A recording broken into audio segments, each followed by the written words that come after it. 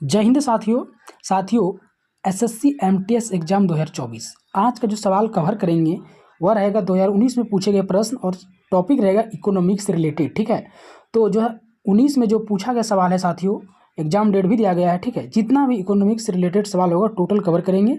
आपको वीडियो में अंत तक बने रहना है, दोस्तों को शेयर करना है। ठीक है, और अच्छा लगे तो चैनल को सब्सक्राइब कर लेना है। ठीक है, बढ़ते हैं सवाल की ओर, देखते हैं कि इकोनॉमिक्स से रिलेटेड कैसा सवाल पूछा गया था 2019 में। ठीक है, तो साथियों ये पहला सवाल है। ठीक है, एग्जाम डेट के साथ आपको बता रहे हैं, ये एग्जाम डेट है साथियों 2019 में जो एग्जाम हुआ था। ठीक है, और ये पहला सवाल पूछा गया है। ध्यान से देखिए क्या सवाल है। सवाल है कि वर्ष 2007 में यूटीआई बैंक का नाम बदलकर क्या रखा दिया गया था। यूटीआई का नाम जो बदला था वह नाम बदलकर क्या रखा था साथियों। तो ऑप्शन भी दिया गया है। ए है ऑप्शन आईडीबीआई बैंक, बी है एचडीएफसी बैंक, और सी है सेंचुरियन बैंक, और डी है एक्सिस बैंक। तो 2007 में यूडीआई बैंक का नाम जो बदल कर रखा था वो एक्सिस बैंक रखा गया था। डी नंबर मेरा करेक्ट आंसर हो जाएगा। ठीक है साथियों इस इकोनॉमिक्स रिलेटेड जो 2019 में क्वेश्चन पूछा गया, जितना भी सवाल होगा एक ही क्लास में खत्म कर दिया जाएगा। ठीक है, तो स्किप ना कीजिएगा, शुरू से अंत तक देखिएगा, दोस्तों को जरूर से जरूर शेयर कीजिएगा। ठीक है, और पीडीएफ के लिए टेलीग्राम में जुड़ जाइएगा। बढ़ते हैं नेक्स्ट क्वेश्चन की ओर। देखिए नेक्स्ट है कि राजकोषीय घाटा का जो अर्थ है वह क्या है। तो राजकोषीय घाटा का अर्थ है साथियों, सी नंबर करेक्ट आंसर हो जाएगा कि सरकार के कुल राजस्व और कुल व्यय के बीच अंतर। सी नंबर करेक्ट आंसर हो जाएगा। आगे नेक्स्ट क्वेश्चन की ओर बढ़ते हैं। नेक्स्ट है कि भारतीय रिजर्व बैंक आरबीआई निम्नलिखित में से किस राज्य सरकार संबंधी लेन देन नहीं करता है। तो वह लेन देन जो नहीं करता है साथियों वह जम्मू कश्मीर से नहीं करता है। डी नंबर मेरा करेक्ट आंसर हो जाएगा। आगे नेक्स्ट है इंपॉर्टेंट सवाल है साथियों कि डेबिट कार्ड पर कितने अंक होते हैं। ऑप्शन है ए 17, बी है 14, और बी है 14, सी है 16। ठीक है, और डी है 15। तो डेबिट कार्ड में जो संख्या होता है साथियों वह होता है 16। सी नंबर मेरा करेक्ट आंसर हो जाएगा। आगे नेक्स्ट क्वेश्चन को बढ़ते हैं। नेक्स्ट है निम्नलिखित में से कौन भारतीय रिजर्व बैंक आरबीआई के गवर्नर नहीं था। तो गवर्नर जो नहीं था साथियों वह मेरा हो जाएगा करेक्ट आंसर ए नंबर हो जाएगा सुनील अरोड़ा गवर्नर नहीं है। ठीक है, तो ए नंबर मेरा करेक्ट आंसर हो जाएगा। आगे नेक्स्ट सवाल है,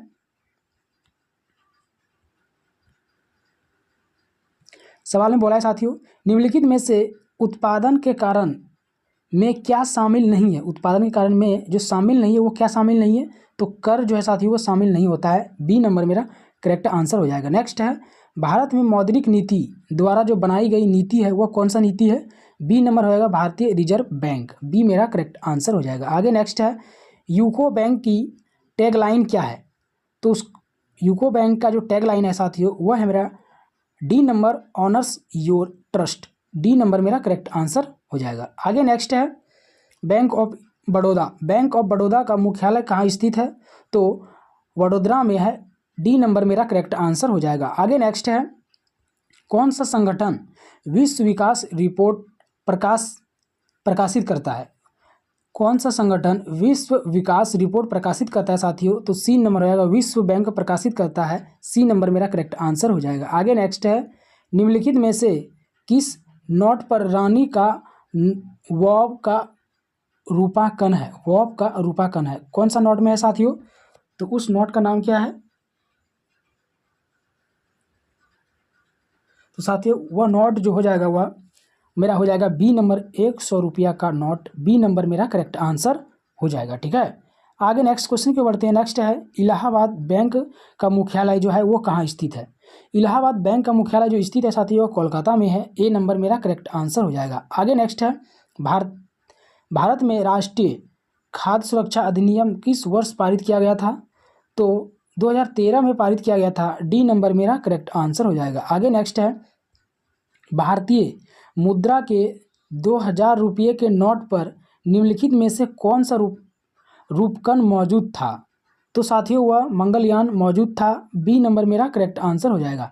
आगे नेक्स्ट है प्रत्येक वर्ष अर्थशास्त्र में स्वेरिजेस एक्सिस बैंक पुरस्कार किसकी स्मृति से दिया जाता है। तो साथियों अल्फ्रेड नोबेल के स्मृति से यह पुरस्कार दिया जाता है। ठीक है, तो ए नंबर जो मेरा वो करेक्ट आंसर हो जाएगा। आगे नेक्स्ट सवाल है कि निम्नलिखित में से कौन सा विभाग औद्योगिक उत्पादन सूचकांक IIP प्रकाशित करता है?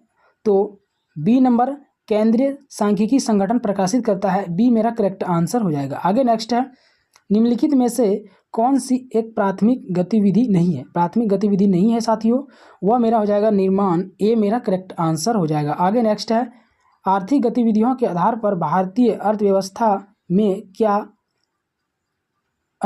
में कितने क्षेत्र हैं? तो साथियों मेरा क्षेत्र जो है वो 3 क्षेत्र हैं। डी नंबर मेरा करेक्ट आंसर हो जाएगा। आगे नेक्स्ट है, निम्नलिखित में से किस भारतीय मुद्रा नोट पर सांची स्फूर्त का रूपकन मौजूद था? तो 200 रुपया के नोट में सांची स्फूर्त का नोट जो है चित्र जो है वो उसमें मौजूद है। ठीक है साथियों, तो डी नंबर मेरा करेक्ट आंसर हो जाएगा। आगे नेक्स्ट है, सिंडिकेट बैंक का मुख्यालय जो स्थित है वो कहाँ है? तो मेरा मणिपाल में है साथियों। बी नंबर मेरा करेक्ट आंसर हो जाएगा। आगे नेक्स्ट है, निम्नलिखित में से कौन सी एक कार्यशील पूंजी है? कार्यशील पूंजी जो है साथियों वह मेरा है बी नंबर धन कार्यशील पूंजी है। आगे नेक्स्ट है, भारत के विदेशी भंडार में निम्नलिखित में से कौन सा शामिल नहीं है? कौन सा शामिल नहीं है विदेशी भंडार में साथियों? तो मेरा हो जाएगा कार्बन बाउंस। सी नंबर मेरा करेक्ट आंसर हो जाएगा। आगे नेक्स्ट सवाल है साथियों, सवाल है न्यूनतम समर्थन मूल्य MSP का मूल्य निर्धारित नीति दृष्टिकोण का अनुसरण कौन करता है? तो कॉस्ट प्लस अप्रोच करता है। सी नंबर मेरा करेक्ट आंसर हो जाएगा। आगे नेक्स्ट है, रेपो दर, प्रतिवर्ती रेपो रेट और बैंक दर कौन निर्धारित करता है? तो साथियों मेरा डी नंबर हो जाएगा, भारतीय रिजर्व बैंक निर्धारित करता है। डी मेरा करेक्ट आंसर हो जाएगा। आगे नेक्स्ट है, भारत में खनन के सुरक्षित भंडार का रखरखाव कौन करता है?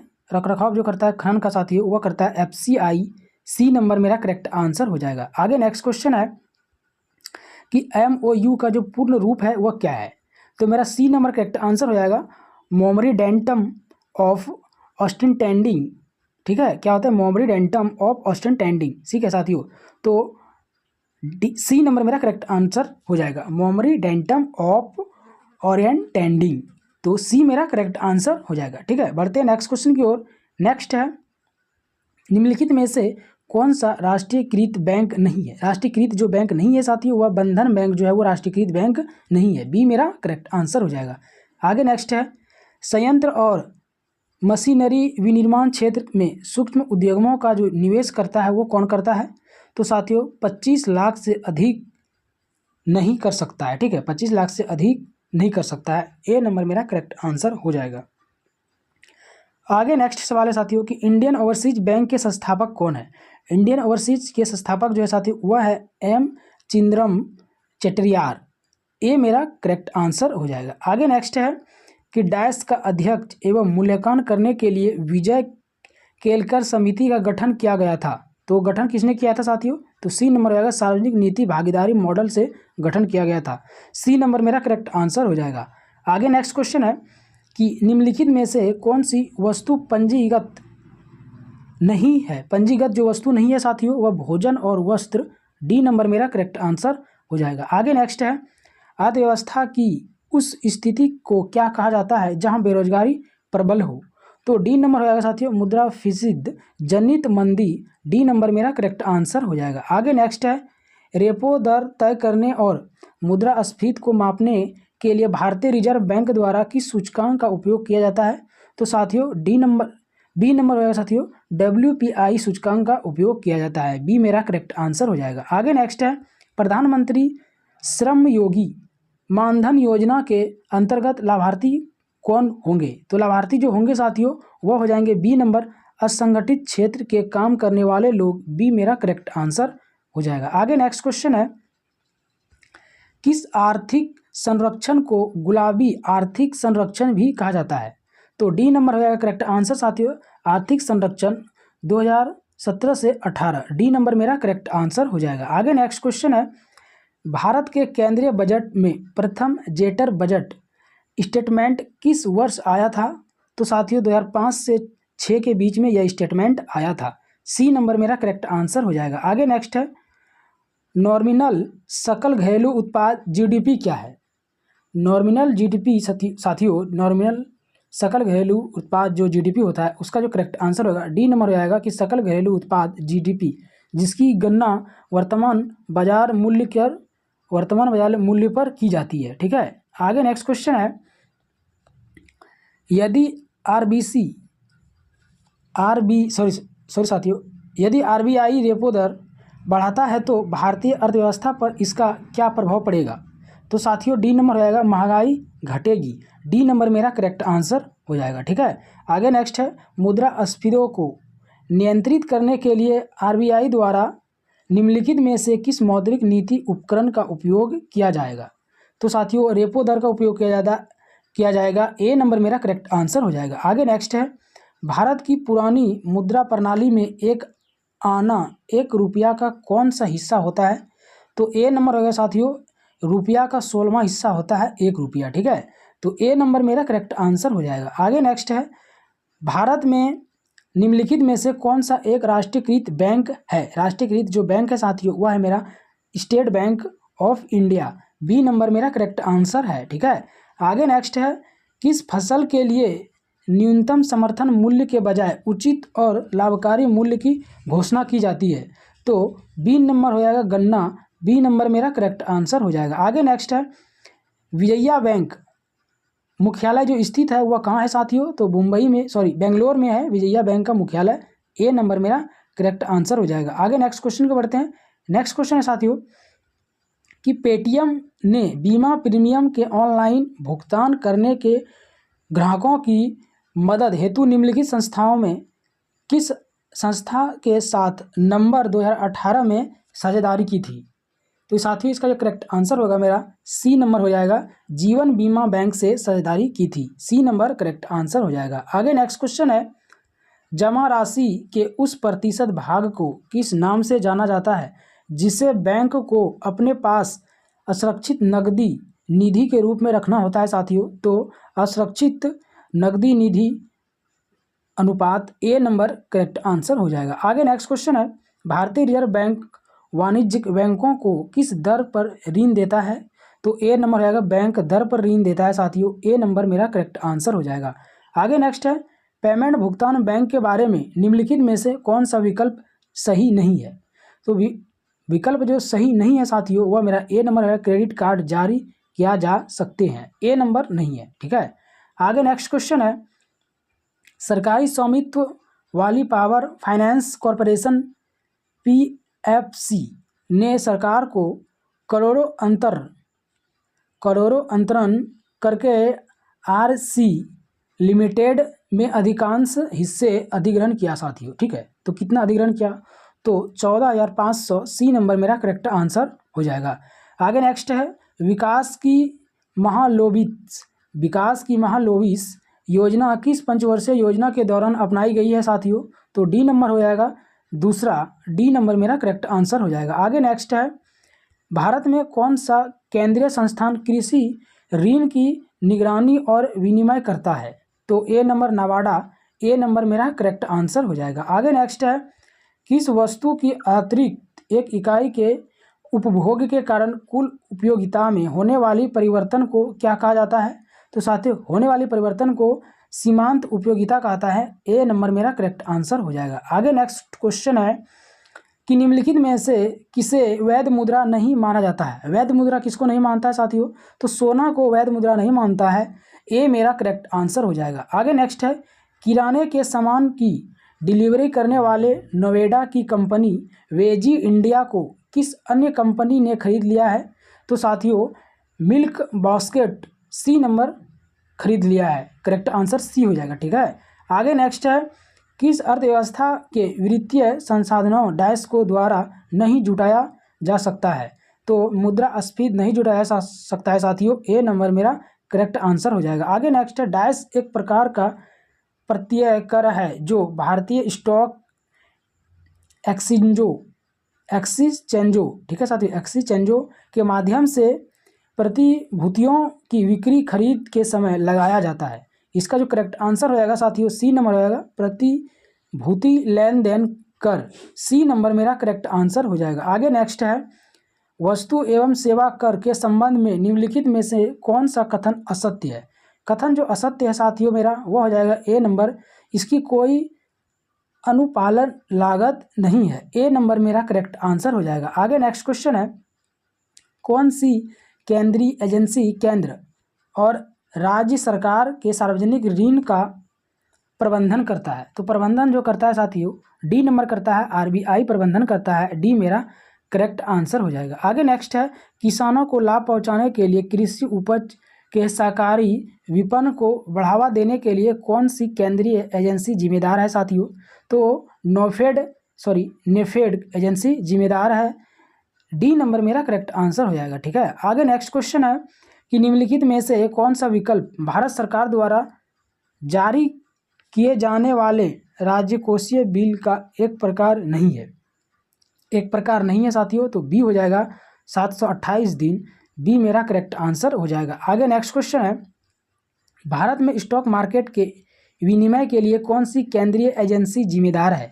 तो साथियों वह जिम्मेदार है मेरा सेबी। बी नंबर मेरा करेक्ट आंसर हो जाएगा। आगे नेक्स्ट क्वेश्चन है, मांग के नियम के अनुसार यदि अन्य सभी वस्तुएं समान रहे तो किसी वस्तु की मांग तथा उसकी कीमत में क्या संबंध होता है? उसकी कीमत में संबंध साथियों डी नंबर हो जाएगा नकारात्मक। डी मेरा करेक्ट आंसर हो जाएगा। आगे नेक्स्ट है, निम्नलिखित में से कौन सा अप्रत्यक्ष कर केंद्र सरकार द्वारा वसूला जाता है? डी नंबर सेवा कर। डी मेरा करेक्ट आंसर हो जाएगा। आगे नेक्स्ट है, पंजाब नेशनल बैंक की टैगलाइन क्या है? पंजाब नेशनल बैंक की साथियों टैगलाइन जो है वह मेरा है good people to bank with. B number B number नहीं हो साथियों, सी नंबर होगा आंसर, मिस्टेक, बी नंबर इसका आंसर नहीं होगा। ठीक है, इसका आंसर सी नंबर आएगा, the name you bank of N.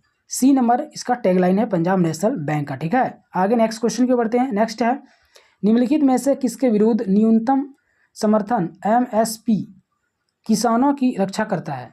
तो साथियों वह रक्षा करता है डी नंबर बम्फर उत्पादन के दौरान कीमत में अत्यंत गिरावट। डी नंबर करेक्ट आंसर हो जाएगा। आगे नेक्स्ट है साथियों, वह कोष जिसमें केंद्रीय सार्वजनिक क्षेत्र के उपक्रमों के निवेश के प्राप्त होने वाली आय को रखा जाता है तो डैश के रूप में जाने जाते हैं साथियों। इसका करेक्ट आंसर बी हो जाएगा, राष्ट्रीय निवेश कोष। बी मेरा करेक्ट आंसर हो जाएगा। आगे नेक्स्ट क्वेश्चन है, अर्थशास्त्र में 2018 का नोबेल पुरस्कार निम्नलिखित में से किसने जीता था? अर्थशास्त्र में 2018 का बात कर रहे साथी, तो किसने जीता था? वह जीता था B number William Nordhaus और पॉल रोमर। बी नंबर मेरा करेक्ट आंसर हो जाएगा। आगे नेक्स्ट क्वेश्चन है, किस भारतीय अर्थशास्त्री को 15 मार्च 2019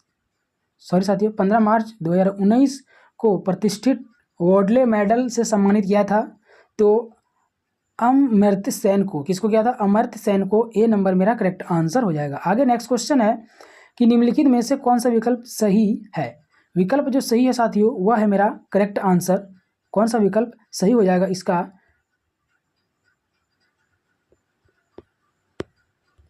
करेक्ट आंसर हो जाएगा साथियों, इसका विकल्प जो सही होगा सी नंबर करेक्ट विकल्प सही होगा।